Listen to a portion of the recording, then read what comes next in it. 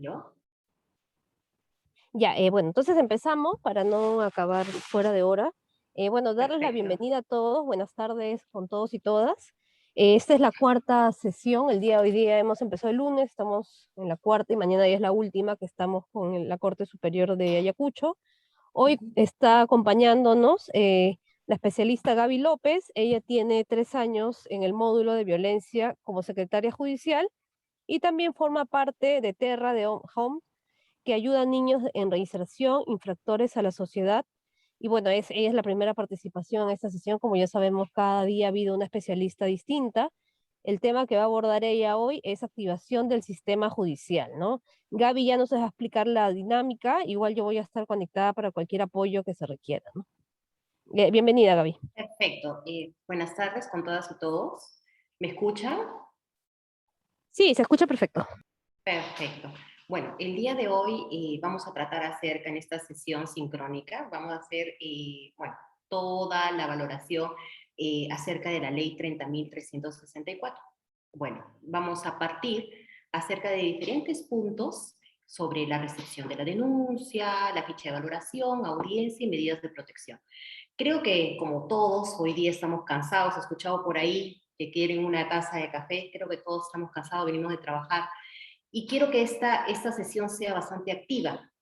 Es una retroalimentación de los temas que ustedes ya conocen, porque creo entendido que es un modo de violencia en la ciudad de Ayacucho, y por lo tanto voy a pedirles a todos ustedes que contribuyan con lo que ustedes tienen también de conocimientos y podemos retroalimentarnos juntos, ¿no? En este caso, no sé si me puedes, Dayana, apoyar con las diapositivas. ¿Aló? ¿Hola? Sí, Gaby, porfa, dame un minutito y te comparto. Perfecto.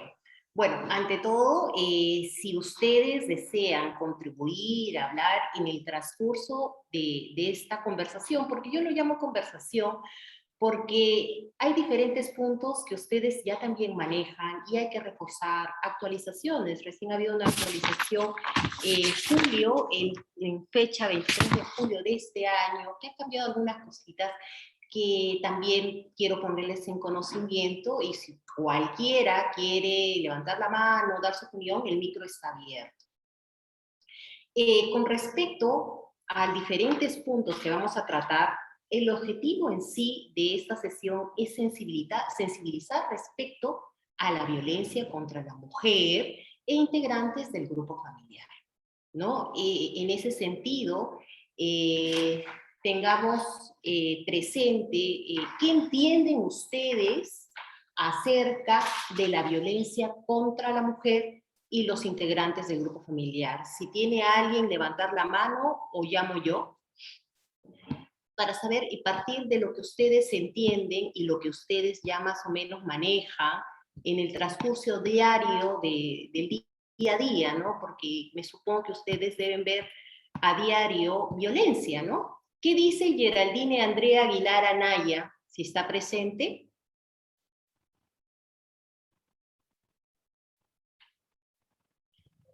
Perdón, ¿Aló? ¿me repite la pregunta?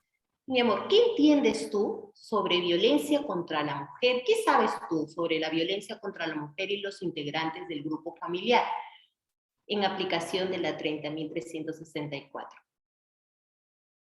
Bueno, en sentido amplio sería más que nada todo acto que se realiza en contra de la mujer o cualquier integrante del seno familiar, en este caso sea mediante maltrato psicológico, físico, patrimonial, económico, Ujú.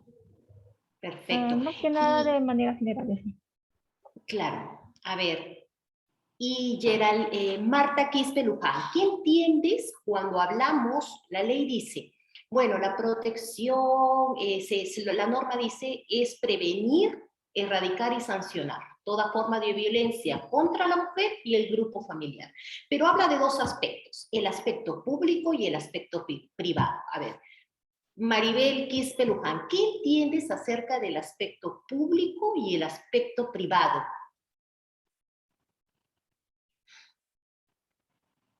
Maribel Quispe, ¿estás, Luján? Marta Quispe Luján, ¿está presente? Veo que acá ha puesto buenas tardes. A ver. ¿Alguien quiere participar? Dori Gutiérrez, ¿está? Fabiola Lara. Fortunato Quispe Guamán, ¿está? Bueno, parece que Elia Ruth Tudela Pilches, ¿se encuentra? No. Bueno, cuando hablamos de este ámbito, estamos hablando, cuando es sector público, o sea, la mujer en sí, la ley protege a la mujer. Cuando se refiere al ámbito privado, es la mujer integrante de la familia, y cuando se entiende de público, es la mujer en la condición de tal. No sé si muchas veces ustedes han escuchado en alguna resolución que ustedes han manejado decir, la mujer en su condición de tal. ¿Qué se entiende esto, Elia Ruth Tudela Vilches? ¿Está presente? Buenas tardes. ¿Qué tal? Buenas tardes, Elia Ruth. Buenas tardes, licenciada. Tengo problemas ¿Qué tal, con el reina? internet, que no puedo registrar mi asistencia. Por favor, quisiera que repita la pregunta. No te preocupes. Estaba hablando acerca de la condición de tal de la mujer. ¿Qué entiendes? Porque estamos hablando del aspecto público, ¿verdad? La mujer en su condición de tal. ¿Qué se entiende con esa frase? ¿Qué tú entiendes en su condición de tal? Cuando nosotros hacemos resoluciones, presumo que tú has visto una resolución y ha llegado a tus manos algunos actuados, y cuando se hace la resolución pone en su condición de tal. ¿Qué se entiende de eso? Bueno, yo entiendo de que se trata que la mujer es un ser humano que es sujeto de derechos. Perfecto. Y tiene el derecho a vivir en un ambiente sano, libre de todo tipo de violencia. En realidad tienes razón, porque en sí la mujer, nosotros vivimos en una sociedad machista, creo yo, y casi en la mayoría, cuando yo soy de Chiclayo, y hay mucho machismo, ¿no? La mujer tiene diferentes funciones, pues es madre, dos situaciones, ¿no? La mamá, la mamá es mamá, trabajadora, y llega el papá de trabajar, ¿no? En una sociedad machista llega el papá, la mujer tiene que cocinar, tiene que atender a los niños, aparte de que ha venido de trabajar, y el hombre simplemente viene, se sienta, come y se va. En algunos casos, claro yo, ¿no? No en todos los casos. Entonces, ya en sí vivimos un tanto en una sociedad totalmente machista. Por lo tanto, estás en lo correcto en decir, claro, ¿y dónde están nuestros derechos? ¿Dónde está la visibilidad que toda mujer debe tener? Y más aún cuando una mujer tiene una discapacidad, en este caso. ¿Cómo se trataría Fabiola Lara? Fabiola Lara, ¿estás ahí? Buenas tardes. ¿Qué tal, mi amor? ¿Cómo estás? Buenas tardes. Cuando se trata, más en la condición de mujer, cuando hay una agresión, ya sea física, verbal, económica, patrimonial o patrimonial, en el caso de ser mujer ya ha ido más, la ley nos protege, pero cuando es una mujer en sí, en su condición de tal, y sumado a eso es una persona con discapacidad. ¿Qué se entiende? ¿Qué se puede aplicar ahí? Solemos a tu criterio ver, personal, ¿sí? Claro, solemos ver que ya de por sí, por el hecho de ser mujer en esta sociedad machista, se ha vivido muchos maltratos hacia la mujer. Ahora, mucho peor es cuando una mujer tiene discapacidad, ya que no está en la misma condición de hacer valer sus derechos que una mujer que no lo está.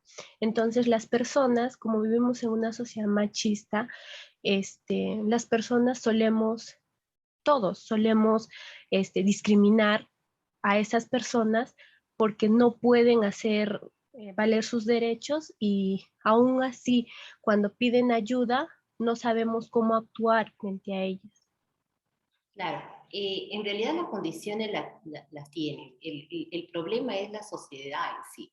Entonces, lo que se tendría que aplicar es la interseccionalidad. Ahora, hablo de eso en el sentido general. ¿Por qué? Porque ya nomás con la condición de mujer, con el entorno y el contexto machista, ya en sí, ya tenemos un punto en contra. Imagínate, ya teniendo un punto en contra, y sumado a eso tenemos una persona con discapacidad. Entonces lo que tenemos que emplear es la interseccionalidad, en fin, de proteger a esta persona. Ahora, ¿puedes pasar a la siguiente diapositiva, Dayana? Si fueras tan amable. No, la siguiente, porque ya hemos hablado de la violencia contra la mujer. Vamos a la recepción de denuncias. La siguiente. Sí. Acá en este punto es importante porque ya nos vamos actualizando con la nueva modificatoria que tiene lugar con fecha 29 de junio de presente año, en la cual indica acerca de la recepción de denuncia. No sé si alguno que trabaja en el Poder Judicial me puede ayudar un poco.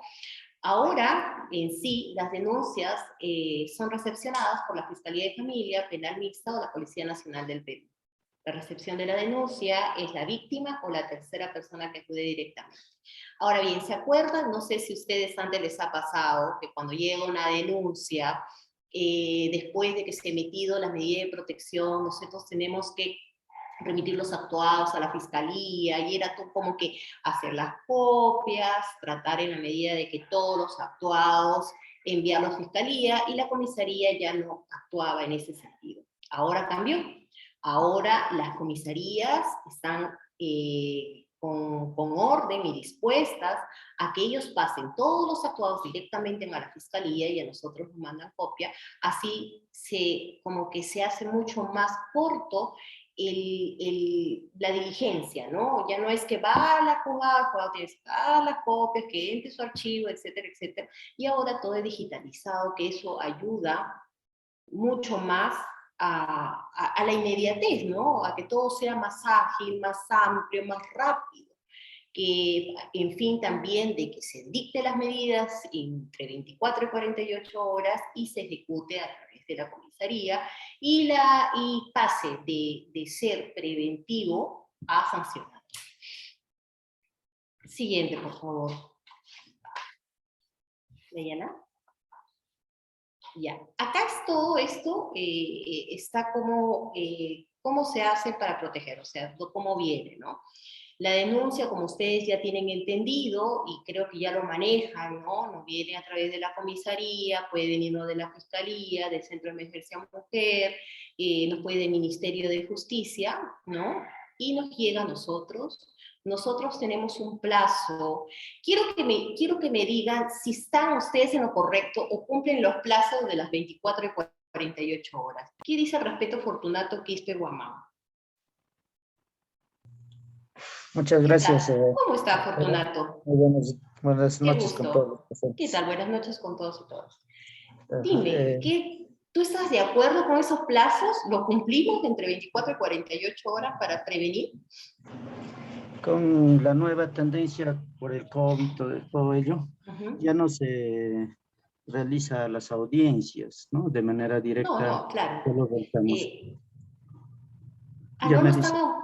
Lo que pasa es que sí se están realizando audiencias virtuales ahora. Sí.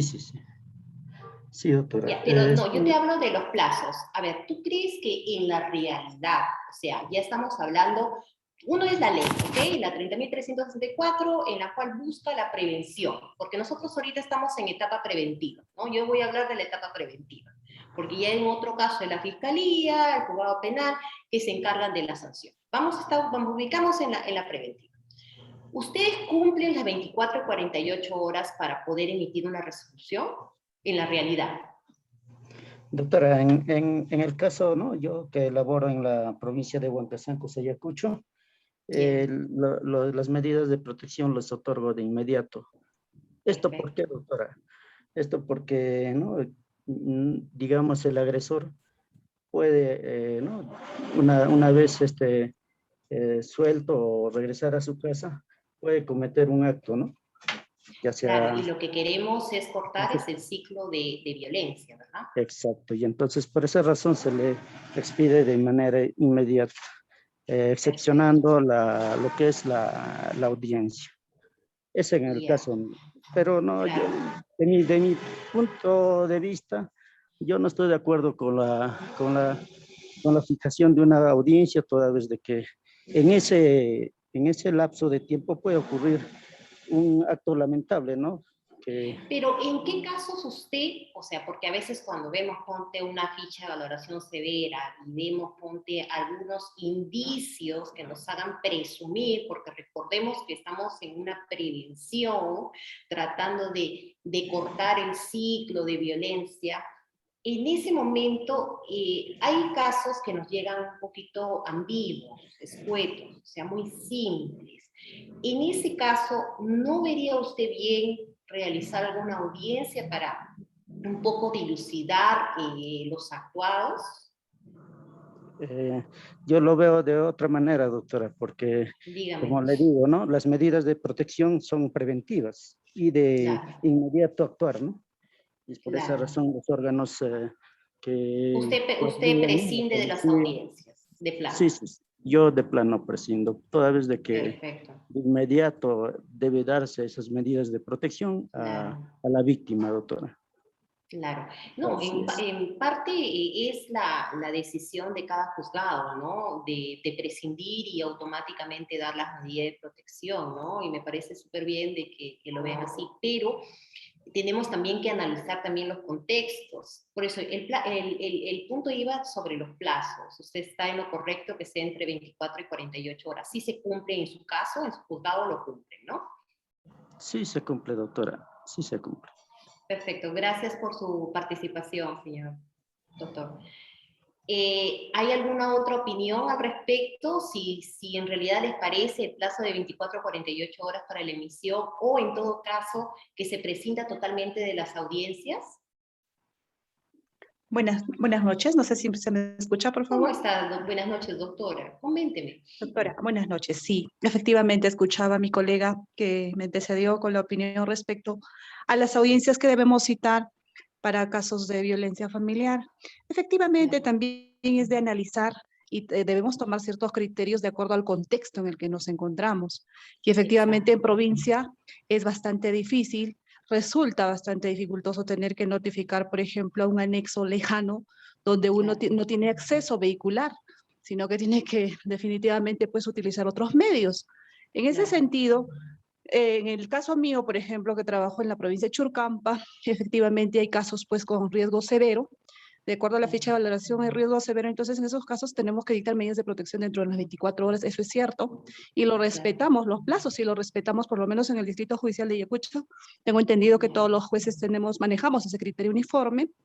Sin embargo, si en la ficha verifico que es moderado o leve y causa cierta duda, pues efectivamente tenemos que citarlos a audiencia para poder esclarecer ciertos aspectos, ¿no?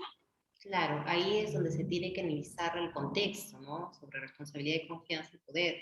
Claro, en sí tiene razón, doctora. Cuando hay una duda razonable en el sentido, porque sabemos que nosotros somos preventivos, pero no podemos dar a todos, ¿no? Tenemos que tener pendiente. ¿Aló? ¿Me están Sí, escuchando? Ya. claro que sí, doctora, sí. Sí, ya. Tenemos también que tener pendiente en sí, lo que pasa es que no veo la pantalla, ahí está. Tenemos que tener pendiente en sí cuál es el contexto, ¿no? Hay Claro que diferentes sí. casos que en realidad, como vienen, tres hojas o 4 hojas en un expediente y que no nos da ni la duda razonable, tenemos que llevar a cabo una audiencia. ¿Por qué? Porque en realidad, si bien es cierto, nosotros somos preventivos, pero también tenemos que tener al menos algún indicio que nos haga presumir que esta persona está en riesgo. ¿No? De acuerdo Muchas con gracias usted, por doctora, su, efectivamente. sí, muchas Sí, gracias por su participación. a usted, doctora. Dayana, no veo la pantalla. Dayana. Sí, doctora, pero está proyectándose, ¿no? O a ver, No, porque yo lo tengo se como... perdía. Pero no hay A ver, a ver. problema. Voy a ponerlo Continuamos. otra vez, un ratito. Sí, no hay problema. Por ahí que se ha colgado. Un segundo, acá está. Un segundo. ¿Ahí lo puede ver? Ahora sí, ya nos acomodamos. La última modificatoria, que creo que ya ustedes lo tienen en conocimiento, y que en parecer en realidad todo ha sido, que me ha llamado un poco la atención, en cuestión de las medidas de protección, en el artículo 37, donde habla sobre la resolución final, como que sacan, no sé si ustedes en su resolución colocan el cese de mandato o abstención y prohibición de ejercer denuncia, en la cual ya no se tiene que dar. Entonces se tiene que cambiar el tenor de las medidas y tener que todas las medidas que se están colocando en las resoluciones tienen que ser bajo apercibimiento. Eso es lo último que se ha modificado en cuestión de las medidas de protección. Bueno, pasamos a qué tipos de violencia nos estamos refiriendo en la ley. Tenemos la violencia física, tenemos la violencia psicológica, económica o patrimonial y sexual. ¿Qué entendemos sobre violencia física en sí? Es una acción o conducta que causa daño, tanto en la integridad corporal o salud, y se incluye en un maltrato por negligencia, descuido y por privación de las necesidades básicas que hayan ocasionado. A ver, voy a poner un ejemplo. A ver, en caso de que se advierta o no una violencia física. Yo estoy sentada al lado con un colega y un colega se para y me da un manotazo, ¿no? El otro contexto es, ese colega, en ese contexto, ¿se da violencia física? ¿Quién me puede decir si en ese contexto, en ese ejemplo, se está dando violencia física en contra de la mujer? En su condición tal. Porque es un colega que efectivamente está al lado de ella, se para y le da un manotazo. El otro escenario es un colega que está al lado de ella, pero resulta ser que ese colega no es su esposo, no es su conviviente, pero sí ha sido una pareja que ha tenido antes y que definitivamente le da un manotazo porque ella está hablando por teléfono y advierte que está hablando con otra persona. Y como él dice, no eres mía y no eres de nadie, pues le da el manotazo. ¿En qué ejemplo se está dando violencia física? Según la ley 30.364. ¿Quién me puede responder? A ver. Doctora. Hay dos personas que están alzando la mano. ¿Me puedes ayudar, Dayana? Dori Sí. Gutiérrez y Sonia Dori. Meneses. A Sí, ver, vamos. Sonia ya aprendió su audio ahí. A ver, Sonia Meneses. En realidad levantamos la mano por la pregunta anterior, pero con relación a lo que dice en el segundo caso, se daría la violencia contra la mujer por su condición de tal, porque hay un estereotipo, ¿no? Que el supuesto agresor quiere imponer a la víctima, ¿no? Porque el estereotipo es que ella, por ser mujer, es objeto de mi posesión o de mi propiedad. Entonces esa es la condición para que configure violencia física contra una mujer por su condición de tal, porque hay que tener claro, también creo, antes pregunto, de que no toda violencia o no todo acto de agresión contra una mujer configura violencia. En el primer caso que usted ha puesto, no habría violencia por su condición de tal, podría configurar tal vez faltas, ¿no? Maltrato de obra. Claro, o que falta. eso lo podemos ver en otra vía, pero en cuestión de la ley, en el marco, no se daría.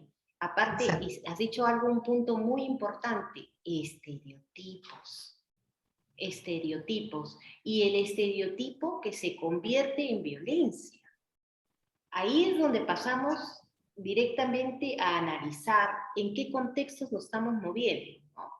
En el contexto de, qué sé yo, de poder, ¿no? El contexto de asimetría de poder, ¿no? Tú eres mía, no. Nadie te puede ver, o sea, no puedo tener otra pareja, ¿no? No puedo rehacer mi vida con otra pareja porque estoy condicionada, o sea, ella está condicionada a la aprobación de esta persona. Entonces ya se está considerando violencia contra la mujer en su condición de tal. Muchas gracias, doctora, por su participación.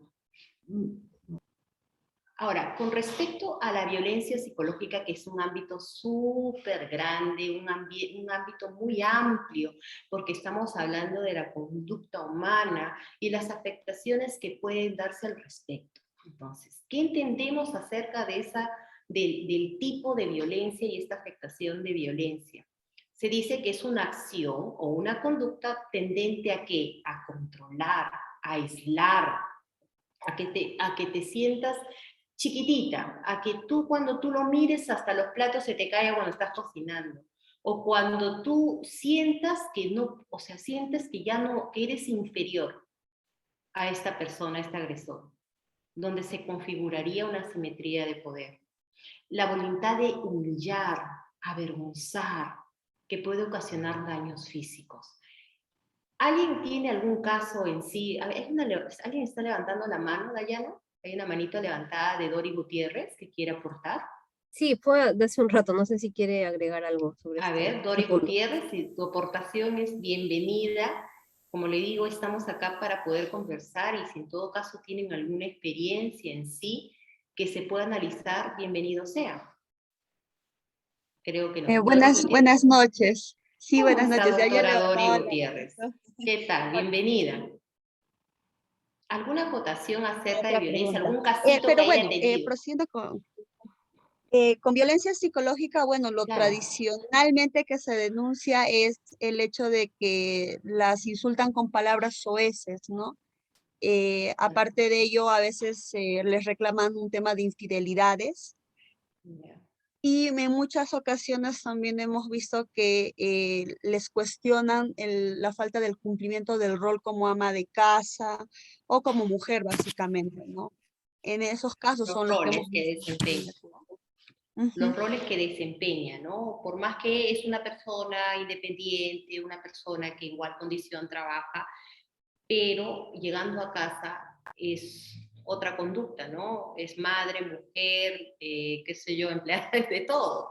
Cumple la cocinera, madre, mujer, etcétera. Cumple todos los roles que en realidad, y encima agresiones, ¿no? Agresiones que bajan el autoestima, ¿no? En ese sentido. A ver, voy a poner un ejemplo. ¿Qué pasa? A ver, hay un régimen de visitas anterior, ¿no? La madre, por supuesto, con el padre llevan una conducta tirante, no se pueden ver muy bien, pero ya en sí hay un régimen de visita mediante una conciliación.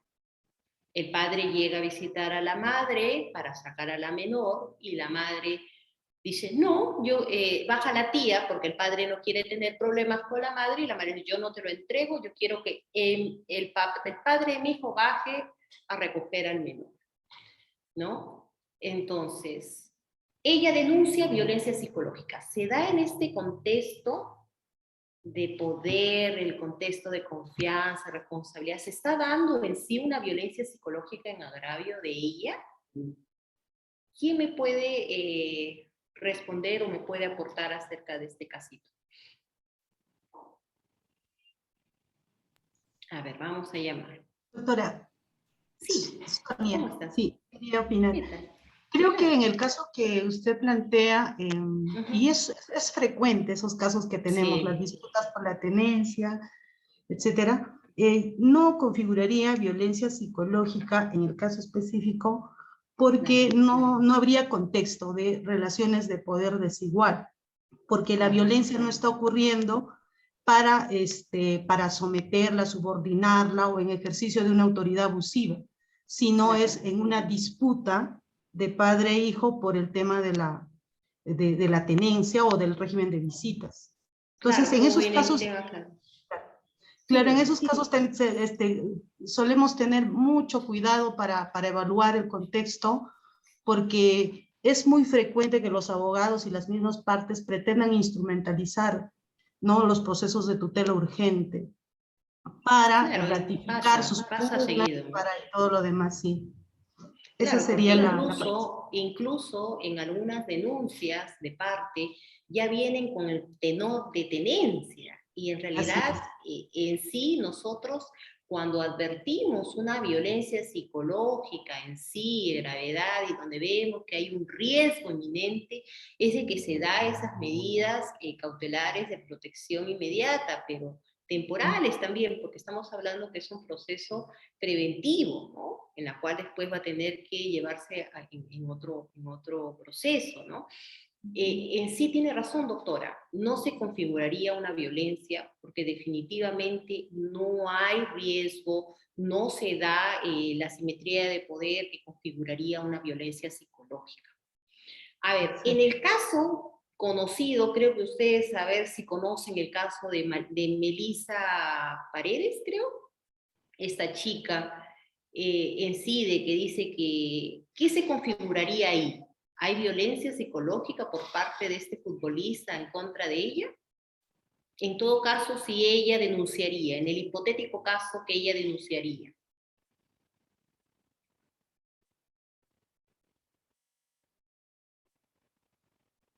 A ver, Diana Najarro Galindo. ¿Está presente? Sí, doctora. Buenas noches, doctora. ¿Cómo estás, Diana Navarro? ¿Qué tal? Un gusto, doctora. A ver, en el hipotético caso que ese ha sido todo sonado, ha salido en la prensa, ¿no? El caso muy sonado. En el caso de que Melissa Paredes quiera denunciar a su gato, no sé cómo se llama este futbolista, ¿se configuraría violencia psicológica? Lo que ella ha dado a entender en muchos de los casos. Doctora, en este caso, siempre que se configure lo que es, pues, palabras denigrantes en su condición de tal, sí correspondería. No tengo muy claro lo que es, cuál es el caso en sí, pero si efectivamente por parte del futbolista, que en este caso es su esposo, hubiera surgido un tipo de violencia en que la menosprecie, la minimice, efectivamente pues sí correspondería violencia familiar, doctora. Claro, en el contexto que se da, ¿no? En el contexto de agresiones, ¿no? De que eres una mujer que no cuidó el matrimonio, etcétera, etcétera, y agresiones que lo que hacen es menospreciar y minimizar a la mujer, ¿no? Ahora, pasamos a ver lo que es violencia económica y patrimonial en sí. Todavía estamos en violencia, ahí está, en violencia económica y patrimonial. ¿Qué entienden al respecto de violencia económica patrimonial? Que a veces es bastante discutible en algunos casos porque lo confunden con derecho, con el patrimonio, ¿no? Con el inmueble. En un caso, a ver, un ejemplo, una señora tiene una propiedad, ¿ok? Y denuncia violencia psicológica en el sentido de que llegó el hermano y la insulta porque él dice que tiene más derecho que ella en la propiedad. ¿Se configura violencia? ¿Está dentro del marco del 30.364? A ver, Esperanza. ¿Está la doctora Esperanza conectada?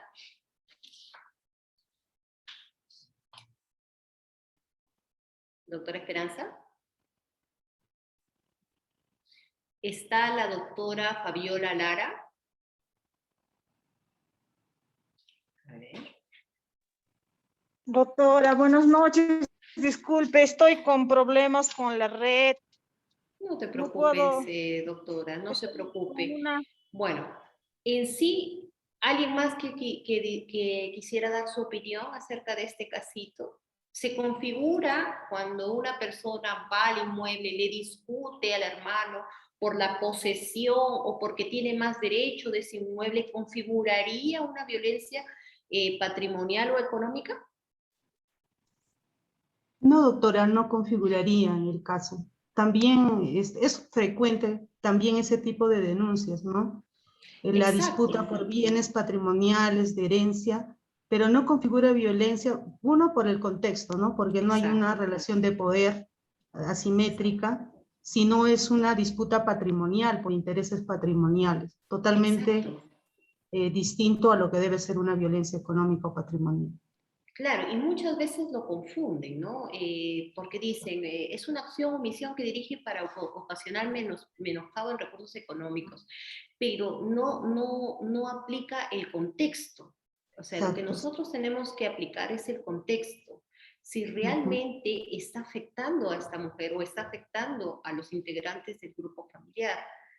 En sí, la aplicación del contexto es súper importante cuando tenemos que advertir, presumir cualquier tipo de acto y más cuando es patrimonial, ¿no?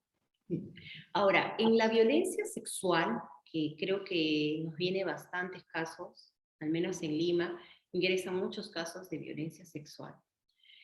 Aquí tenemos que aplicar mucho, pero mucho los estereotipos. Los estereotipos de, no sé si ustedes supieron el caso del calzoncito rojo. ¿Alguien Sí, sabe del caso? sí. ¿Sí? Ya. Con respecto a qué estereotipo estamos hablando. A El, la el mujer. estereotipo dice, no, ¿aló? Sí, dígame. Claro, sería eso de la truza roja fue el estereotipo de la mujer como objeto sexual, ¿no? Claro, Porque el prejuzgar. hecho, claro, prejuzgar, porque tuvo la truza roja, ya tenía la intención o en el fondo quería ella sostener relaciones sexuales con este amigo que la invitó para su graduación, ¿no? Claro, o que estaba ella predispuesta a tener relaciones sexuales, ¿no? Exacto, sí. Que con el sentido de que ella ya tenía el calzoncito rojo, ella estaba ya, o sea, daba por certero de que ella iba a tener sexo ese día. Entonces, tenemos que manejar bastante bien, con bastante precisión acerca de este tipo de violencia sexual. ¿Por qué? Porque tenemos que analizar qué estereotipos. Muchas veces, en el sentido, vamos, está yendo con una mini chiquita y un topsito. Ah, no. Ella, sí o sí. Basta que la mujer en el acto diga no, es no.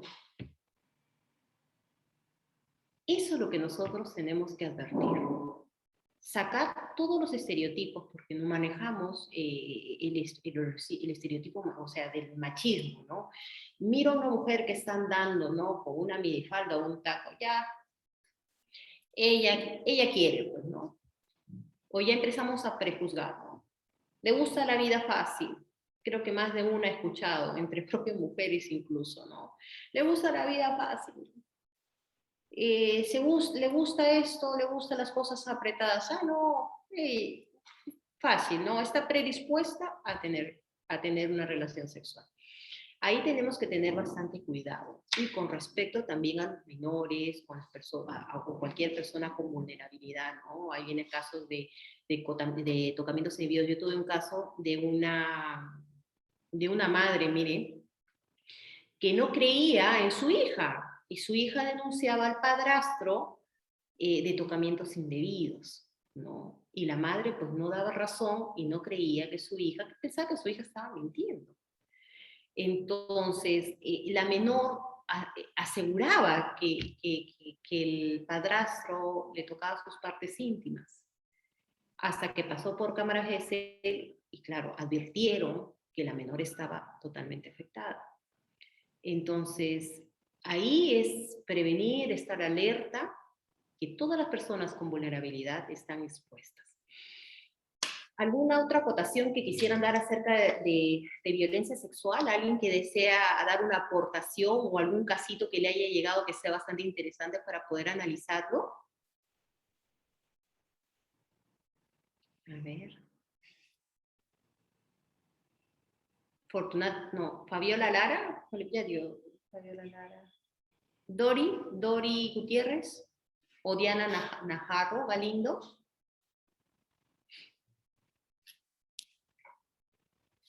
Sí, doctora, bueno, en está? temas Sí. de violencia sexual es muy común lo que usted señala, Claro.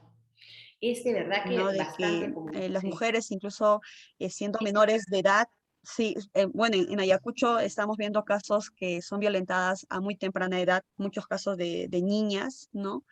Eh, que a veces, como usted señala, tal vez por el estereotipo, nosotros también vemos y a veces nos ha pasado que decimos, pero ella se ha expuesto a esa situación, ¿no? Que sucede, porque, por ejemplo, hace poco tuvimos un caso de una menor que salió a tomar con los Aló. amigos y a Ahí. causa de eso surgió el tema de la violencia sexual, ¿no? Entonces, sí sucede lo que usted señalaba, los temas de los estereotipos, incluso nosotras como operadoras de justicia todavía tenemos algunos pequeños prejuicios y cuando damos lectura a los casos también nos surge, creo, esas ideas, ¿no? En tema de casos de violencia sexual. Lo que pasa es que tenemos que manejar en sí, tener en claro cuáles son, o sea, primero lo que nosotros tenemos que detectar, cuáles son los estereotipos que se están manejando, ¿no? Y si esos estereotipos se entran en el contexto de violencia para que se configure violencia sexual. Ahora, hay diferentes estereotipos, ¿no? Entre la mujer, ¿no? La fácil, la que, ah, no, se ha ido a tomar con hombres y ella es una sola mujer. Ah, no, ella es facilita. Y en más de una oportunidad, de como entre grupos se habla, ¿no? Decir, ah, no, pero se ha ido solita, ella es la que se está exponiendo. Y en sí estamos dejando de lado que es una persona vulnerable.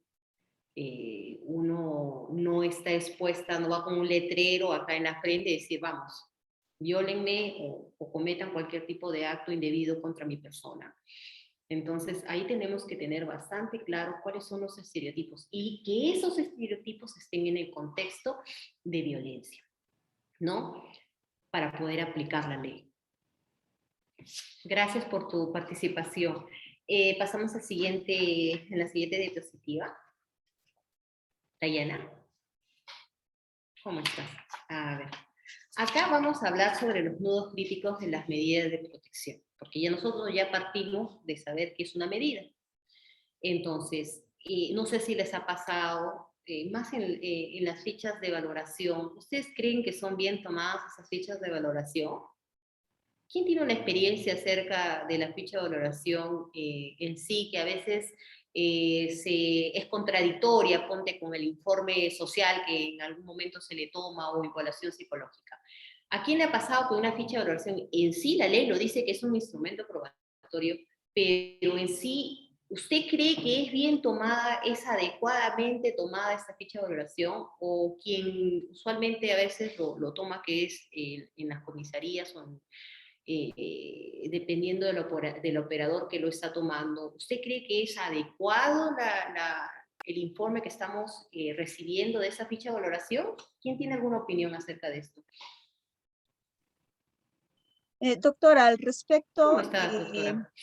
hemos tenido varios casos, al menos en el juzgado transitorio, en el que, por ejemplo, ¿no? La policía, quien es el encargado de recepcionar la denuncia, no tiene conocimiento que, por ejemplo, esta ficha de valoración de riesgo está actualizada y hacen el llenado de la ficha anterior, que La tiene incluso antigua, sí. la antigua, ¿no? Que tiene mayores Sí. complicaciones que esta nueva Sí. ficha actualizada. Sin embargo, Claro, pese a porque... esta nueva ficha, tiene también muchos inconvenientes, porque, por ejemplo, hay una pregunta que señala, ¿no? ¿Alguna vez él ha utilizado alguna arma, ¿no? Y entre paréntesis se consigna machete, pistola, cuchillo, y colocan un sí, pero no nos señalan qué tipo de arma fue la que utilizó. Claro, O y sea, nosotros podemos presumir que es cualquier arma, pues un machete y no sabemos. Exactamente. Entonces, por ejemplo, ese dato para nosotros sería crucial para saber si efectivamente cuál es el nivel de riesgo en el que está nuestra presunta víctima, ¿no? Ahora, independientemente de ese dato, considero yo que esta ficha de valoración de riesgo, si bien es cierto, trata de hacer llenar la violencia que sufrió durante toda su vida, es como que nos diera a entender, pero Es nosotros como estamos que calificando comprimir, claro, es como exactamente, ¿no? comprimir toda tu violencia en una simple ficha.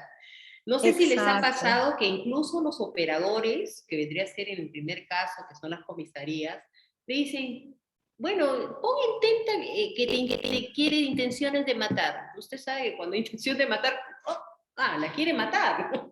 Y en sí, cuando te topas con la realidad, no es tanto así, ¿no? Exactamente, y eso es lo que a veces nos complica un poco porque nosotros estamos valorando un hecho en específico, ¿no? Claro. Que se puede agravar con todas las respuestas de un ciclo de violencia que ha durado años, ¿no? Y que nosotros estamos evaluando el último nada más. Ahora, lo que sí nos Entonces, ayuda y nos complementa, pues son los informes sociales y psicológicos que nos dan cuenta ya de manera específica y un poco más detallada de los hechos de violencia. claro, porque ahí podemos advertir los factores de riesgo con respecto al agresor y los factores de riesgo con respecto a la presunta víctima, porque estamos hablando a este nivel de presunción. Pero claro, la inadecuada valoración de riesgo en cuestión de ficha de valoración es totalmente a veces inadecuada, pero también nosotros podemos invocar el principio de mediación y llamar a la presunta víctima para que nos pueda nosotros dar un panorama de cuál es, porque sé que en 1 minuto, en 2 minutos no nos va a dar todo un panorama de todo lo que está sufriendo, ¿no? ¿Diana? ¿Hola? Bueno, entonces, uno de los puntos que ya hemos tratado es la inadecuada valoración de riesgo. Ahora, otro punto importante que es un nudo crítico sobre las medidas de protección es la falta de disponibilidad de declaraciones adecuadas. A veces las declaraciones no son tan claras o no las toman de una manera clara, que no nos permite dar un panorama de la violencia que en este caso pudo haber sufrido tanto la víctima, ¿no? Como los agraviados o los hijos, etcétera. La falta de disponibilidad. Muchos de nuestros expedientes, no se preocupen, Dori, muchos de los expedientes le falta informes, no todos vienen, ya sería grandioso que todos los expedientes vengan con informes, con medios que nos hacen al menos tener o percibir que sí se están suscitando hechos de violencia, no es así. Entonces eso como que nos da un poco de nudo crítico en el sentido de advertir la violencia, ¿no? Pasamos a la siguiente diapositiva. Dayana. Gracias. Ahora, tenemos unas pautas previas para emitir unas medidas, ¿no? Se puede, como le decía anteriormente, ¿no? Que se puede realizar obligatoriamente la comunicación virtual con la víctima. Este es el principio que le estoy diciendo, que es el principio de mediación, en la cual nos permite, ¿no? Si en todo caso nuestro expediente está un poquito vacío, poder advertir si en ese caso se está dando violencia, ¿no? Y ahí nos podrá advertir. Nosotros tenemos que crear una convicción, ¿no? Advertir que en sí se está suscitando, que sí se ve que hay, se está dando, que los estereotipos se están convirtiendo en violencia, de que me está controlando. Hubo un caso que una señora, que era una presunta víctima, decía, yo le di mi itinerario a mi marido. Disculpe, o sea, ella tenía que darle lo que va a hacer en el día a su marido. Y si no le daba lo que ella iba a hacer en el día, pues se ganaba insultos, agresiones, que eso no estaba en los autos. O sea, ahí estamos hablando que el estereotipo de la mujer se convierte en violencia. En una comunicación virtual que se realiza preguntas claves en la determinación de riesgo cuando no hay ficha de valoración. Creo que más de un caso les ha pasado que tampoco hay ficha de valoración o no se tomaron la ficha de valoración. O en todo caso no está ni llenada. Como que da a entender que o no se aplicó la ficha de valoración o simplemente lo obviaron. Entonces ahí es donde nosotros tenemos que advertir eso, ¿no? Que se incluya, bueno, cuando el SED ingresa una denuncia es un poquito más completo porque vienen ya los informes sociales, psicológicos, ¿no? Que nos hacen advertir que efectivamente se está dando violencia, ¿no? ¿Algún otro punto y otra pauta importante que ustedes crean que se esté dando, ¿no? Para poder dar violencia? Bueno, muy aparte de del contexto en que se realiza, ¿no? Que son 3 puntos muy importantes, ¿no? Que es la confianza, el poder y la responsabilidad, que eso lo tenemos que ver bastante claro para la configuración de la violencia. ¿Algún Doctora, otro aportación? Sí. Doctora, Claro, solo sí. una precisión al a la primera pauta. Se señala obligatoriamente una comunicación virtual con la víctima. En realidad, por lo menos desde el juzgado, tenemos el decreto legislativo 1470, esto de las normas específicas por pandemia. Ya, claro, ¿no? Ciertamente, y estoy de acuerdo con usted que lo más óptimo es la inmediación con la víctima. Exacto. Sin embargo, si yo ya tengo el informe, por ejemplo, porque los SEM, hay algunos SEM que trabajan muy bien, ¿no? Entonces hacen sus informes, los informes sociales, hacen incluso el informe psicológico, y entonces yo digo, si ya tengo los informes, tengo una ficha de valoración de riesgo, más la declaración policial de la víctima, y es suficiente ya para determinar el caso, no sería obligatorio comunicarme con la víctima. Lo estamos colocando como una pauta, ¿no? En todo caso, cuando no haya algún tipo de dato, cuando es muy escueto, cuando entra la medida o la declaración, me ha pasado un informe, la declaración y ya está, no hay nada. Entonces, obligatoriamente nosotros tenemos que crear una convicción. ¿Y cómo lo hacemos? A través del principio de mediación, llamamos a la señora, nos identificamos, decimos a dónde queremos llegar y qué es lo que tenemos y qué es lo que ella nos puede brindar, ¿no? En ese sentido, pero cuando, claro, ya encontramos que incluye informes, como en el tercer punto y en la tercera pauta, que ya incluye informes, que es un poquito más completo, que nos puede dar un panorama muy completo, ya no hay necesidad, ¿no? Porque ya seríamos revictimizar a la pobre víctima, ¿no? Hablarle de nuevo de los hechos, no podemos estar haciendo eso, ya con los informes prevenimos la revictimización, ¿entiendes? Entonces ya eso sería cuando no tenemos nada. Y si no tenemos nada, sí tenemos que obligatoriamente llamar a la víctima para poder saber cuál es la amplitud y el contexto que se está dando toda la violencia, ¿no?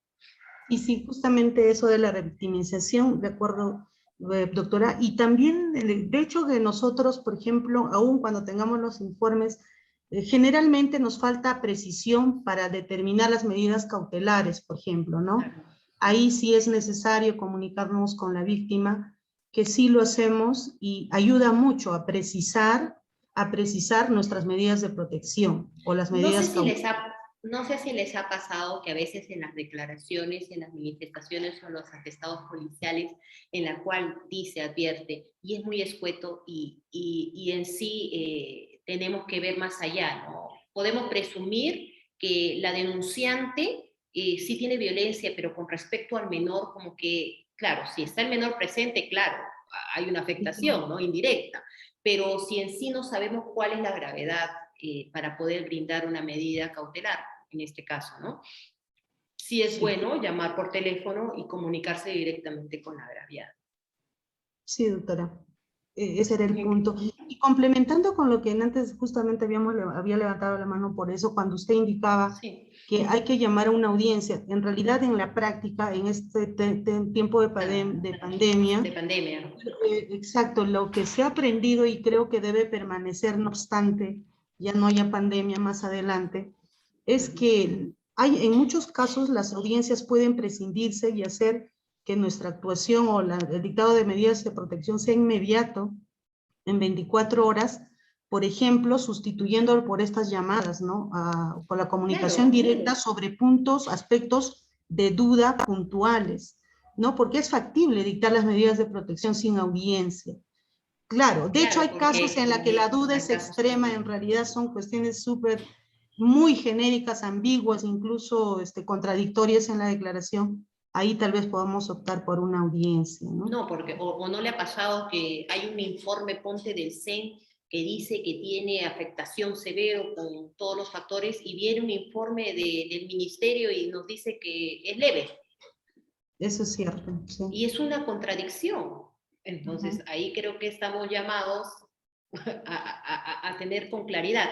Pero sí el punto esto de la audiencia que usted me dice y la actuación del principio de mediación sería bastante factible, ¿no?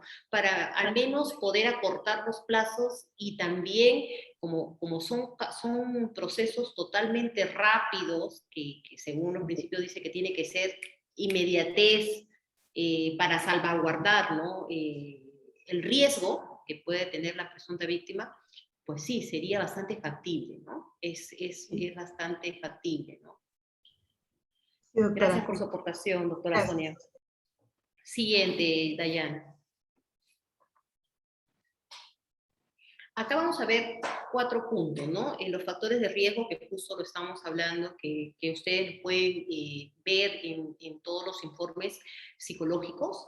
El factor de riesgo de la persona agredida, la probabilidad que ocurra, que ese serán los casos, ahorita lo vamos a desarrollar un poquito más amplio, y el impacto de la violencia.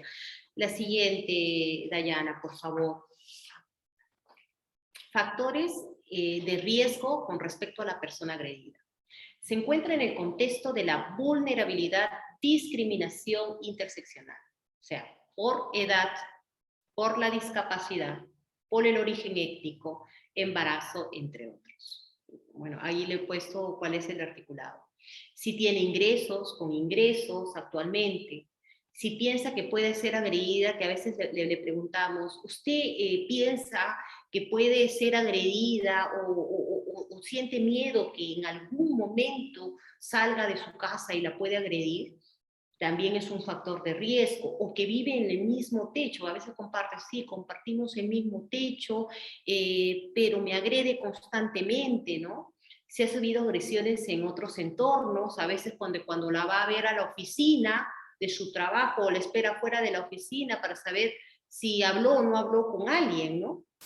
Depende de la persona denunciada. Hay factores de riesgo. Otro factor de riesgo que ustedes puedan advertir, ¿no? De la persona cuando se encuentra vigilante, ¿no? Está vigilando los actos, ¿no? Está pendiente de cada paso que hace su presunta víctima, tratándolo como es mío. No puede hablar con nadie en su trabajo porque me pertenece, es mi propiedad. Entonces estamos ahí hablando de un factor de riesgo, porque nadie es propiedad de nadie, ¿no? En todo caso, quisiera la aportación de una persona de sexo masculino. A ver, ¿qué me dice Edward Cancho Vargas? Si está presente, o alguien que desea aportar.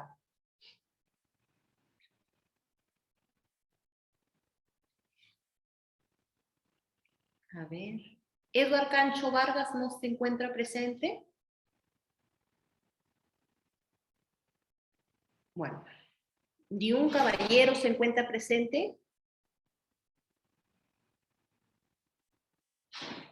Entonces, los factores de riesgo son bastante importantes y tenemos que advertirlos, ¿no?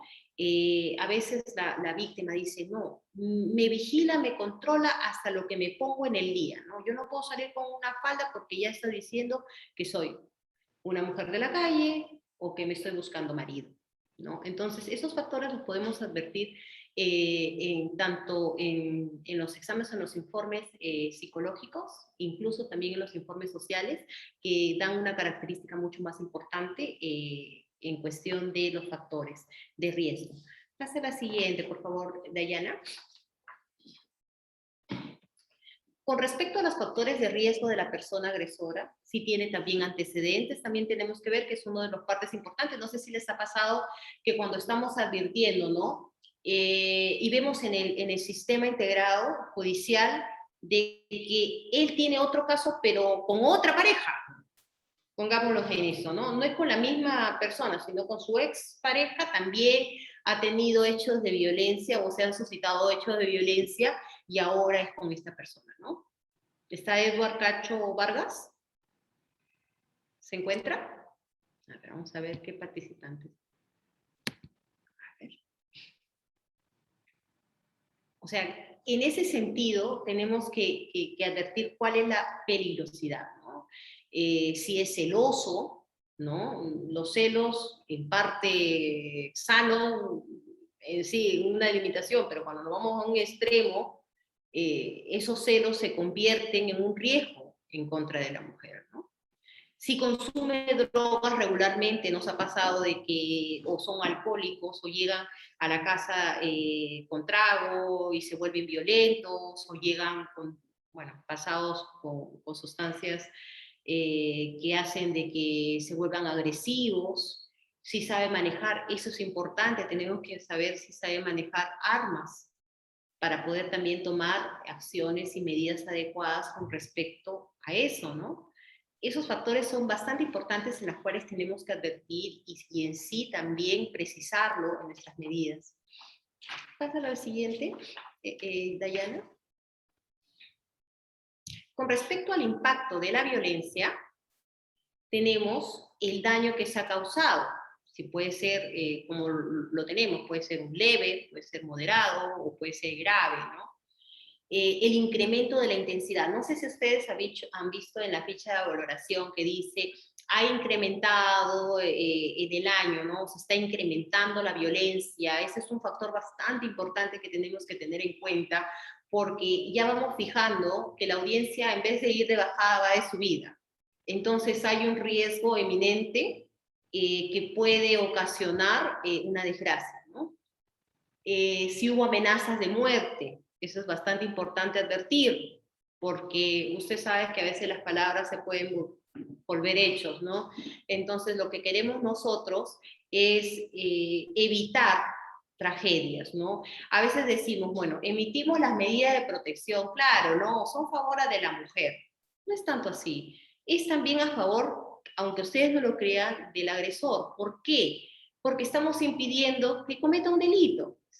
Estamos tratando de prevenir, de cortar el ciclo, de que más adelante, quieras o no quieras, la pueda matar a esta mujer, o la pueda agredir con un daño irreparable. Entonces, estas medidas se toman para prevenir y evitar cualquier otro acto de violencia. Si hubo amenazas a otras personas queridas para quien denuncia, ¿no? Esos son importantes en cuestión del impacto de la violencia que tenemos que advertir para configurar la violencia según la ley, ¿no? Sigamos a la siguiente diapositiva. ¿Alguien más quiere aportar? Si alguien está presente y quiera decir algo, está bienvenido. La probabilidad que ocurra. Acá nos basamos en probabilidades. Usted sabe que estamos en la etapa preventiva todavía. Si los hechos de violencia previos en relación inclusive con otras denuncias, que eso lo hablamos anteriormente, la frecuencia de la violencia. A veces se cita, no, es que hoy día me maltrató y va aumentando, no, hoy no, me trató mal en la mañana, en la tarde, no, me trató mal mañana, pasado, y así sucesivamente, ¿no? O hay como un acto repetitivo, que eso también tenemos que advertirlo, ¿no? Que sea repetitivo, que se da constantemente. Si hay la convivencia, ¿no? Tenemos que ver bien si la señora o vive junto con el presunto agresor, ¿no? Habrá contacto entre la persona agresora y agredida después de la denuncia. Estamos hablando de la etapa, le damos la denuncia, pues le pasa que ella lo denuncia, la ha agredido efectivamente, pero después pasamos a la luna de miel, que es la etapa que nosotros advertimos, donde la misma denunciada, después de todos los hechos de violencia, ya sea físico, psicológico, sexual, pues lo perdona, y en la etapa de la luna de miel, vienen al juzgado, no sé si les ha pasado, a decir, señorita, quiero retirar la denuncia. ¿Tienen alguna experiencia acerca de esto? A ver, Fabiola Lara. Buenas, sí. ¿Cómo está Fabiola? ¿Qué tal, doctora? Dígame. Sí nos ha pasado, por ejemplo, entre la denuncia hoy día y al día siguiente se dictan las medidas, y al notificar estas medidas, o sea, ni pasa muchos días y ya la víctima solo quería hacerle asustar, ya no quiero seguir con la denuncia, quiero que se archive, en casi la mayoría de los casos. Claro, incluso vienen ya, hubo un caso que vino golpeada, o sea, ya se les nota. la agredía, pero viene la etapa de la luna de miel que se llama después de cada violencia, y de ahí pues vuelve a suscitarse, porque un agresor, un presunto agresor, siempre vuelve a las andadas, ¿no? Si no hay una guía o una terapia, o sigue, no sé, de una manera muy consecuente con las terapias, pues no lleva nada, porque vuelve a caer a la misma violencia, ¿no? Y ahí es donde vemos los nuevos sucesos de violencia en la cual llega al juzgado y tenemos que ver si ampliamos o no. Después si hay una separación en la relación de pareja. Es importante, tenemos que ver bien eso, si se separó, a veces que se va de la casa después de la agresión y vuelve, también se da, ¿no? Y cuando denuncia ella ya se había ido el marido, entonces nosotros, pero bueno, vuelve a regresar y ahí está, ¿no? Hay otros procesos legales en curso, también tenemos que ver, ¿no? Si en todo caso, hay casos de que solicita tenencia, pero ya se vio tenencia, ya tiene un documento, ya sea por vía conciliatoria o por vía judicial. Seguimos a la siguiente. Doctora, una consulta. Claro, dígame, doctora Nelly. Hay como, bueno, lo que he visto es posiciones contradictorias, pero supongamos que ya tiene la tenencia declarada, Claro. ¿no? Y ya los hechos son no solamente 1, 2, 3 denuncias con antecedentes. Yeah. Obviamente, bueno, el criterio es vía una medida cautelar en este proceso de tutela urgente. Podríamos quitarle el derecho de tenencia, porque es una medida de protección, ¿no? Vía, ¿no? De prohibirle el ejercicio del derecho de tenencia. Podríamos hacerlo. Claro, hay dos posiciones. Hay otra posición que dice que sí, no. Hay que derivarlo necesariamente al proceso principal. Claro, hay dos posiciones ahí. Hay una posición que dice, no, la que conoce el hecho en sí. A mi criterio personal, yo diría que sí se puede variar las medidas. ¿Por qué? Porque ¿cuál es el fin de la ley? ¿No? Prevenir, ¿no? Y si en todo caso hay un riesgo, pienso yo, claro, tenemos que ahí fundamentarlo totalmente de una forma bien adecuada, si hay un riesgo y un peligro inminente, ¿no? En todo caso, de que el señor tuvo la tenencia, pero el señor se droga todos los días, no sé, toma todos los días, o intenta hacer, como hubo un caso, que se le dio la tenencia y le hacía tocamientos indebidos a la menor cuando estaba con él. Ahí sí se puede variar. ¿Por qué? Porque la ley en sí es la protección contra las personas vulnerables.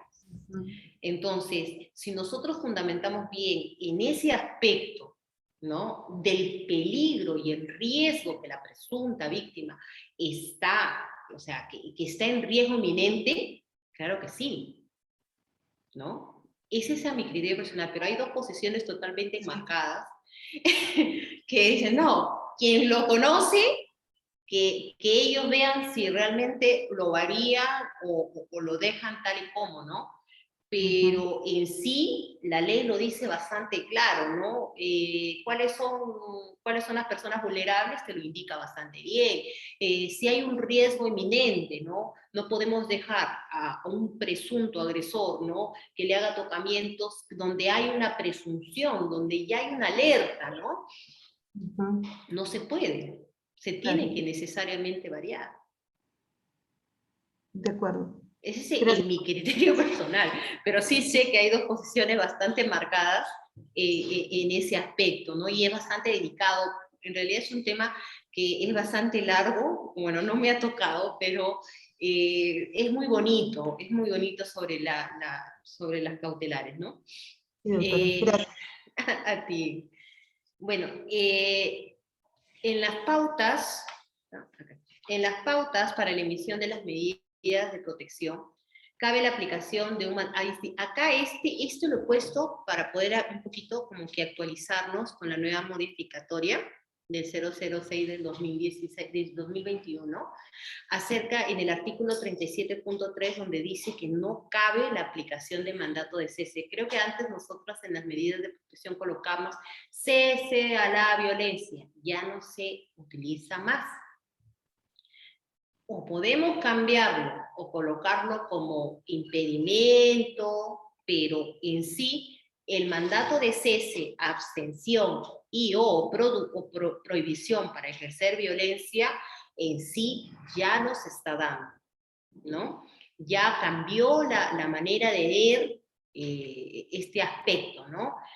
Todas las medidas que nosotras en adelante se tienen que emitir, tienen que ser dictados bajo apercibimiento, y eso es algo nuevo porque es una modificatoria en el artículo 37.4, en la cual dice todas las medidas de protección y cautelares deben dictarse bajo apercibimiento de aplicarse medidas coercitivas establecidas en el Código Civil y Código de los Niños y Niñas Adolescentes. Deben adecuarse al riesgo evaluado de la comunicación y pruebas con las que se cuente, priorizar aquellas medidas que eviten el contacto entre la víctima. Es muy importante eso del contacto. Tratar en la medida que la víctima esté como que separada o lejos de su presunto agresor, porque estamos advirtiendo, a veces en las fechas de valoraciones, ¿no? En el caso del retiro del domicilio, ¿no les ha pasado que es la esposa que denuncia al presunto agresor, digo yo, que la insulta? Entonces, en sí, una persona que está con una afectación psicológica, hablamos de afectación, que uno lo mira y se aterra, ¿no? Que el corazón le palpita a 1000 por hora cuando lo mira y se le cae todo, ¿no? Que la hace sentir al mínimo, o sea, que es un mueble más, ¿no? Entonces, lo más prudente es de alejarla, ¿no? Que no esté cerca a su agresor. En todo caso, tendríamos que ver o que se retira o ver otra medida para la presunta víctima. Si hay cohabitación y hay un alto riesgo, se considera el retiro de la persona. Es lo que yo estaba precisando hace un momento. De no ser posible ese retiro, se debe evaluar la salida de quien denunció y primero entre sus redes familiares, caso que tenga primas, tías, qué sé yo, madre, y sus redes, o si no, en última ratio, que es el hogar de refugio temporal. Que eso ya es como última ratio, porque en realidad lo que una mujer que tiene o es víctima de violencia tiene que tener un soporte emocional, y ese soporte emocional pues lo encuentra en su familia, ¿no? ¿Quién no? Pues creo que somos mujeres, ¿no? Y en algún momento nos ha pasado un episodio, no necesariamente violencia, pero tenemos un soporte familiar, ¿no? Ante un problema, una vicisitud que se puede dar, siempre tenemos un apoyo emocional. Entonces, el soporte en estos casos de violencia son definitivamente muy importantes, ¿no? ¿Alguna acotación más?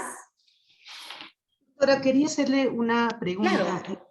A la última, porque tenemos, Claro. Yo comparto la pauta que usted indica. El retiro del agresor debe implicar, en primer lugar, que haya riesgo severo, por ejemplo, ¿no? Claro. Porque ante un riesgo leve e incluso un riesgo moderado no sería proporcional el retiro del agresor. Sin embargo, en la práctica, muchos abogados dicen, no, es riesgo leve e incluso moderado, y de los elementos no se tiene tanta, solicitan el retiro. Sin embargo, creo que debemos fijar como pauta ello, ¿no? El retiro es una medida extrema que debe fundarse en un riesgo severo y excepcionalmente en el riesgo moderado. Porque a veces se presta, claro, porque a veces se presta a que en realidad le fue infiel, está muy molesta, obviamente, y lo que quiere es, no, a través de una medida de protección, lo que quiere es que lo retire. O simplemente no hay forma de ellos ponerse de acuerdo en un punto, y la forma de denuncian para qué, utilizar el sistema para que lo retiremos, pero tampoco eso es proporcional. ¿Cuál sería su opinión? O un trasfondo que podría ser también patrimonial, o sea, que quiere quedarse con la casa y botarlo al marido. No, sí se ha dado. Por eso es que cuando nosotros mandamos esa medida, tiene que ser totalmente seguros O sea, tenemos que tener la convicción absoluta de que definitivamente se está dando la violencia. O sea, que hay como usted dice, un riesgo severo, un riesgo inminente. Si no le damos esa medida, la señora puede tener, qué sé yo, la puede hasta matar. Se puede hacer un presunto feminicidio. Sabemos que la señora Ponte está ya aterrada. Recién ahí nosotros podemos tener este tipo de medidas, que es una medida bastante severa, ¿no? No podemos dar a un caso leve retiro de la casa porque estamos hablando ya de otro asunto, ¿no? Entonces tenemos que tener bastante, ver si se dio en un ámbito de confianza, responsabilidad, poder, ver si hay diferentes estereotipos. Incluso en los informes sociales y psicológicos aparecen bastante claros cuáles son los factores, ¿no? Cuáles son los antecedentes. Es bastante importante también advertir los antecedentes que se están dando, ¿no? Tiene antecedentes, ya ha golpeado, no sé, es agresivo, maneja arma, ponte, en el caso de que si el presunto agresor sea un policía o una persona de inseguridad que maneje arma, ¿no? Estamos advirtiendo, la señora, ponte en el factor de riesgo, la señora sale severo, ¿no? Incluso en las recomendaciones de los informes te dicen, recomiendan también que salga del hogar, ¿no? Ahí tenemos que tener bastante y ser juiciosos en ese aspecto, ¿no? Bien, gracias. Gracias, doctora Nelly. ¿Alguna otra ocasión? Hay un video, Dayana, que me gustaría que lo coloque como para poder Doctora, verlo. ¿Sí? Doctora, no sé si me escucha, doctora. Quisiera hacerle una pregunta. Por supuesto. Mire, Bueno, doctora, no sé. sí, y nos ha pasado en la práctica, ¿no? En realidad la pregunta es, frente a un informe social que remite, en este caso, el Centro de Emergencia Mujer, donde establece riesgo leve, y hay una ficha de valoración donde dice riesgo severo, ¿a cuál le damos mayor credibilidad? Lo que pasa es que, como yo le explicaba, la ley le dice que es un instrumento válido, ¿no? Incluso ahí en el curso les he anexado una resolución del Tribunal Constitucional. Pero estamos hablando de un informe un poquito más amplio, estamos hablando de un informe social con un especialista en el tema, en la cual advierte cuáles son los factores de riesgo. Son importantes ver cuáles son los factores de riesgo en sí contra la persona, o sea, de la presunta agresora o presunto agresor o de la presunta víctima en este caso. Yo creo que en ponderación yo le daría mayor importancia al informe. Ojo, porque como podemos también advertir, y eso lo hablamos un poquito más antes, de la ficha de valoraciones a veces no son bien llenadas. A veces no hay y creo yo, y siempre he recalcado en ese punto, de que el llenado es importantísimo, pero a veces es inadecuado. ¿No? Es como que no hay mucha fidelidad en el sentido de la información. O sea, no podemos basarnos de todo un conflicto en una ficha en la cual muchas veces el operador no lo llena bien o no se orienta bien a la presunta víctima, ¿no? Entonces, pero sí un informe en la cual un especialista en el tema, porque usualmente los informes sociales son personas especialistas en el tema de violencia, ojo, no en otros temas, porque el tema de violencia es específico, ¿no? Entonces, yo creo que le daría mucho mayor importancia al informe, ¿no? Justificando que efectivamente se está advirtiendo del informe social que presenta estos factores, pero que se contradice con la ficha de valoración, que en la cual en muchos de los casos no está bien llenada o no refleja la realidad de la situación. Bien, muchas gracias, doctora. No, a usted, doctora Nelly. ¿Alguna otra aportación? Veo una manito, ya la bajó. ¿Alguien más? Como para poder pasar el video. Sé que estamos cansados, creo que todo el mundo viene de trabajar. Sé que escuché al inicio que querían un cafecito. O si gusta, dámonos un minuto para que puedan tomar un café. Dayana. Sí, doctora, o la otra es o seguir y acabamos igual en lo que termina de. Porque como es el partido, entonces, ya la gente también quiere, creo. Sí, la gente está volando, la gente está volando. Entonces pasamos el videíto, que es un videíto cortito que les va a gustar, y luego pues si desean opinar, pues estamos abiertos en en los audios para que nos puedan realizar cualquier pregunta. ¿Les parece? Perfecto. Vamos de inmediato a lo que ha ocurrido al interior de este bus de transporte público. Una persona, una mujer con discapacidad auditiva, ¿no? Una persona sorda, fue lanzada, echada del servicio a pesar de mostrar su carnet de discapacidad. Dayana Castillo, de solo 22 años, ha sido tratada de la peor manera, ¿no? Cuando pues se trasladaba en un bus de transporte público. Ella atinó a poder grabar, ¿no?, con su celular parte del incidente y lo vamos a compartir con ustedes. Ahí está, el momento en el que Dayana activa su celular y trata de grabar un poco esta situación lamentable dentro de un bus de transporte público, ¿no?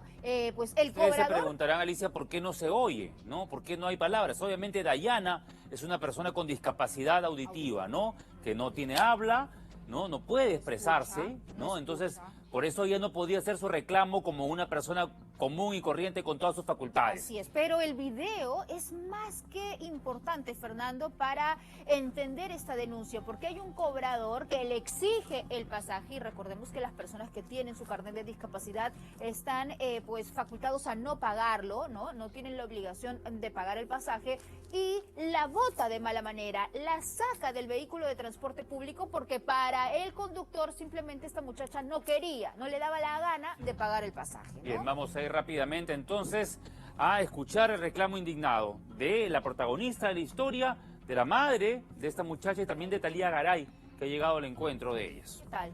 Talía, adelante, por favor, buenos días. ¿Cómo estás, Alicia, Fernando? En realidad son más de 232.000 personas que, así como Dayana, viven presas del miedo porque son discriminadas y hasta violentadas de forma física. Están viendo en el video que ella apenas puede sacar y grabar cómo es que dentro de esta unidad, una unidad verde, así como la que están viendo en ese momento, es que ella pues fue jaloneada del brazo, le cogieron de aquí y la bajaron. La mamá, la señora Cintia Rojas, nos acompaña esta mañana porque ella puede comunicarse con nosotros y puede comentarnos, señora, qué es lo que le ha explicado su hija, cómo ocurrió eso. Mire, señorita, mi hija me comenta de que esto es repetitivo, es día a día. La gente, las personas que están a cargo de esta unidad, lo que hacen es no respetar su derecho. Ella enseña su carnet del CONADIS y simplemente la bajan, la jalonean, la bajan en el medio de la pista, les ponen a mi hija que mi hija sea atropellada, la jalonean, y no solamente las personas del micro, sino las personas que están dentro, los pasajeros que se callan y son partícipes de este abuso. No se ponen a pensar de que esta chica que está bajando tiene algún tipo de discapacidad y le puede pasar cosas peores, señorita. Estoy cansada, estoy harta. Como madre me duele porque la bajan, vulneran, la pisotean como les da la gana. Esto es denigrante, señorita. Yo quisiera apelar, por favor, ¿qué tanto hablan de la inclusión social si esta inclusión no está bien dada? Ellos no tienen ayuda ni apoyo, ellos han sido los más sufridos en esta pandemia y no son capaces siquiera de respetar sus derechos. Eso no es posible, señorita. Así como hoy hay un montón de discapacitados, si ven a personas con discapacidad física, simplemente no los hacen subir a los carros porque para ellos es un estorbo y no tienen derecho a hacer eso. Por favor, imploro a las autoridades, alguna empresa que por favor ayude a mi hija y hagan valer sus derechos. Ella es una persona normal tal cual nosotros. No puede ser posible que sigan haciendo este tipo de atropellos contra las personas con discapacidad. No es justo. Fernando, Alicia, para poder explicarte precisamente lo que ha pasado, pues Dayana llega todos los días acá porque ella trabaja en el distrito del INSE, tiene 22 años y pues espera su movilidad, ¿no? Espera la movilidad, sube porque tú la ves y ella es normal como nosotros. Se siente en la movilidad. ¿Y qué es lo primero que hace Dayana? Mostrar su carnet cuando le van a cobrar el pasaje. Es en ese momento, es en ese mismo momento en el que la agarran del brazo y la comienzan a jalonear. ¿Qué derecho, señora Cintia? Me imagino que en ese momento Dayana se comunica de alguna forma con usted para contar. Me manda los videos, mamá, estoy harta, mira lo que me hacen, mamá. Y yo como madre, lo único que tengo que hacer es callar y comerme mi dolor, porque digo, no puedo estar con ella las 24 horas del día, ella tiene que hacer su vida normal y de verdad me indigna, señorita, me indigna este tipo de abuso que tienen contra, no solamente contra ella, contra todas las personas con discapacidad. Nosotros no manejamos un lenguaje de señas, pero quiero, señora Cintia, que pueda usted preguntarle a través de ese lenguaje qué es lo que a Dayana más le indigna. ¿Qué es lo que te indigna? ¿Qué? Te duele el corazón. Los choferes de los autos, cuando va, yo entro al micro y les enseño mi carnet de Conami y dicen, no, me siento con mucha pena, me duele, que no sean, piensen que yo soy una persona que no tengo ningún tipo de respeto ni de derecho, no me respetan a mí en ningún sitio, inclusive cuando yo a veces me veo obligada a pagar el pasaje porque no respetan y me siento dañada en mi persona, es lo que dice ella. Ahora, Inclusive pagar el pasaje también para ella es un peligro porque obviamente lleva monedas y billetes ahí y ella también tiene una discapacidad visual, ¿no es cierto? ella tiene un problema en la vista en la cual ella no tiene periférica, no ve por los laterales. Y si ella al bajarla del micro, en medio de la pista la puede agarrar el carro. ¿A quién reclamo yo, señorita? Eso es lo que no se ponen a pensar, esa gente inhumana. Lo único que hacen es llenar de carro, piensa que la gente son gallinas, perros, chanchos, no sé, piensa que están en un gallinero. Y no se ponen a pensar en la discapacidad de esta persona y también en el tipo de contagio que puede haber, porque los meten, los asilan y como ella no paga, la mandan al fondo. Párate, tú no tienes por qué sentarte porque no pagas pasaje. ¿Eso le dicen los cobradores? Le dice. Y ella le dice, pero ¿por qué ella se le escribe? Ella dice, piensan que yo estoy mintiendo, de que yo sí hablo, yo no hablo, yo tengo mi carnet de señas de discapacidad y les enseño, y ellos dicen de que no, de que yo sí hablo. Falta que peguen en los carros la lámina que dice de que tienen que respetar el carnet de discapacidad. Ellos lo rompen, lo sacan para con eso decir de que ellos no acatan el tipo de, ¿cómo se llama?, del derecho que les da el carnet. Como bien lo decías, Alicia, pues esto no es un favor, esto es un derecho que tienen las personas que pertenecen al CONADIS. Aquí está el carnet y les indican de que el pasaje es gratuito. Acá dice, el titular de este carnet se encuentra autorizado de utilizar gratuitamente el transporte público. Así Ley es número 30412, más claro. 30412 el tipo de discapacidad que tiene Dayana. Ajá. 1, 2, 3. Tiene 3 discapacidades. O sea, este carnet por favor, no para es poder tener un carnet bamba, no es un carnet en el cual uno Sí, ahí te lo muestro, Alicia. A ver, un momento. Sí, ¿Sabes aquí lo puedes mostrar. Talía, de verdad que es indignante el tener que pues recibir este tipo de denuncias por la poca empatía y el desconocimiento, la ignorancia de algunos trabajadores del transporte público. Yo espero que el día de hoy el Ministerio de Transportes, el Ministerio de Personas Vulnerables, pues haga las acciones responsables para tomar contacto y sancionar como se merece esta línea, ¿no? La línea 47, ¿verdad, Talía? Por favor, explícanos. La línea, la ruta, la empresa de transporte. ¿Qué buses? Línea 47 Sol de Oro, ¿correcto? Uy, Te pido que me puedas repetir, por favor, ¿Lista? Alicia, estamos sí, aquí te escucho, solamente que el carro pasa, entonces la bulla es bastante fuerte. Te pido ¿Cuál que por es favor la me puedas ruta? repetir. ¿Qué ruta cubre este bus? ¿De qué empresa. línea es? ¿Qué empresa? La ruta es, a ver, ahorita va a pasar uno porque pasan a cada rato, es un carro de color verde. ¿A qué empresa es? Ay, te lo juro, señorita. Línea ¿Qué hace? 47 La Sol de Victoria al Oro. Lince. Acá también lo hemos confirmado, ¿no es cierto? A ver si hay que confirmar esa información porque según el video... No, son de la misma empresa. Esos carros pequeños. Ahí está. Es importante que la Vamos gente a poner sepa el porque bus de hecho del hay un video. representante de esta empresa. En el video se puede ver claramente que es un carro marrón, ¿no? Que dice Sol de Oro. Nada te atrapará si estoy yo. Bueno, Dayana. A ver, hay que precisar cuál es la línea de transporte, porque no vamos a mencionar una que no le corresponde. Bien, esos son los carros que ahí, Dayana. Esta, ¿no? Esta marrón, ahí está el número de placa Exosa. inclusive. De la empresa Exosa. Linsen con Canadá, ella baja en el parque, me dice, y ahí es donde a veces la hacen bajar Esa, antes de tiempo, por lo que no paga Vamos a pasaje, la hacen identificarte bajar bien. en otro sitio, y ella tiene que caminar. Así es. Esta que va por Canadá, Ahora, este Sol es de el video Oro. Sí, lo detengo, ¿no? Sí, ya detengo porque es parte Ya, ok. de, bueno, estamos hablando ahí de una mujer con discapacidad, entonces lo que quería es más o menos darle el maltrato que ha vivido esa mujer, ¿no? Víctima de violencia, ¿no? El estereotipo, ¿no? La mujer,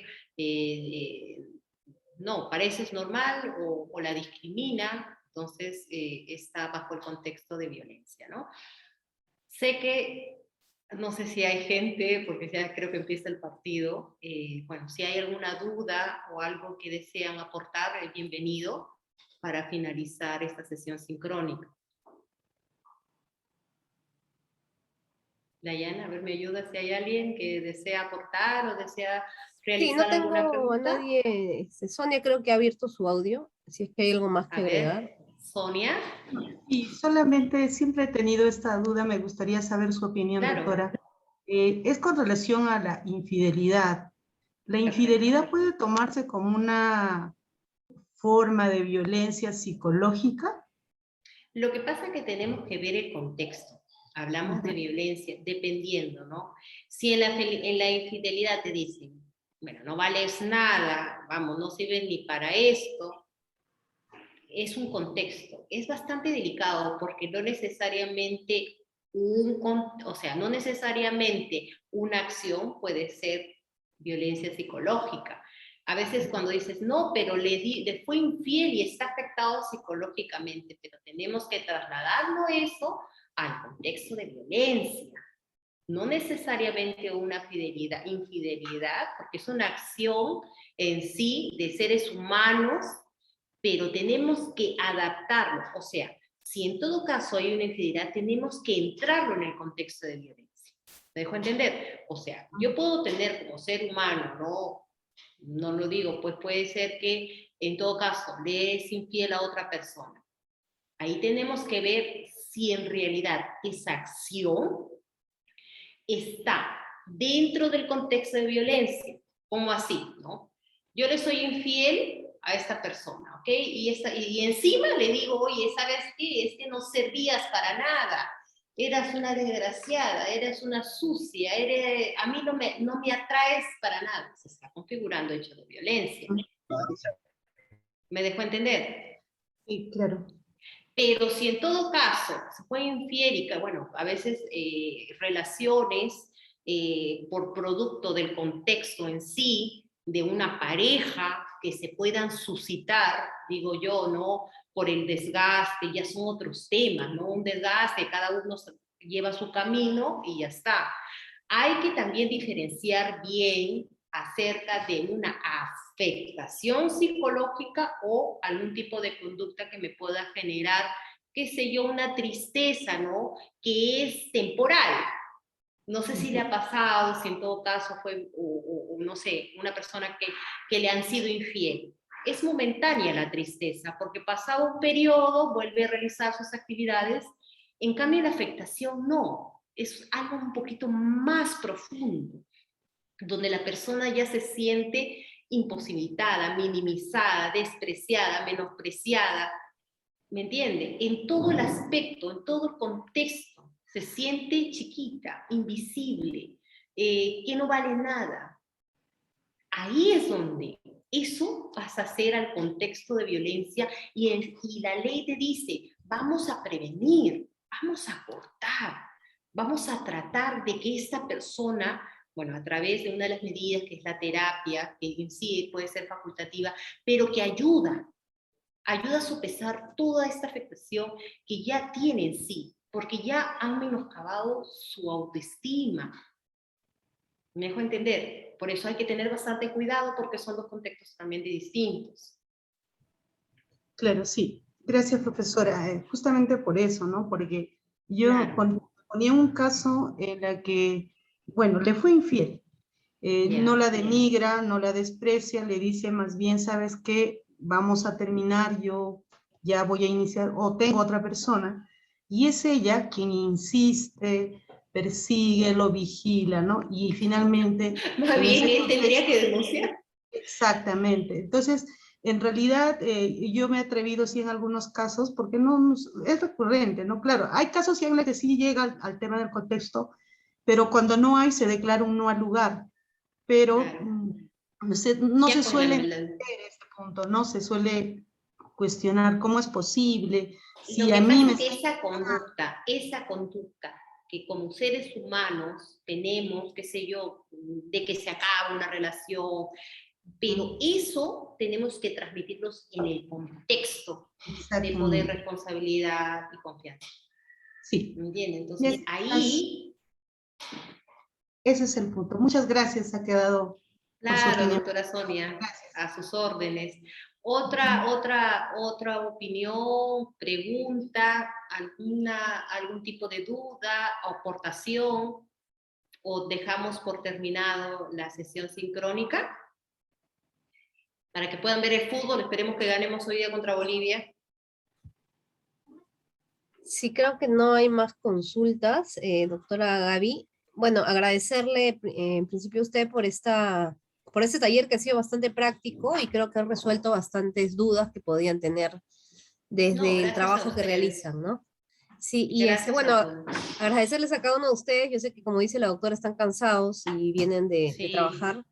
Y bueno, en todo caso, ya mañana termina esta última jornada, que esperamos que les haya servido al trabajo que ustedes realizan. Les vamos a compartir los videos tanto de la capacitación de ayer como la de hoy, para que lo puedan tener y revisar si necesitan. Y nos encontramos el día de mañana ya en la última fecha de jornada, ¿no? Bueno, agradecerles a todos y nuevamente agradecerle a la expositora del día de hoy. Bueno, buenas noches a Muchas todos. Gracias, doctora. Hasta luego todos y todas. Hasta luego, buenas noches. Arriba Perú. Buenas noches, doctora. Apareció el señor Fortunato. Como broche de oro. Hasta luego, buenas noches. Buenas noches, hasta luego. He tomado nota de todos los que han registrado en el chat, ¿no? Igual cualquier cosa escriben por el WhatsApp, ¿no? Buenas noches, gracias. Buenas noches, que tengan buenas noches todos y todas. Gracias.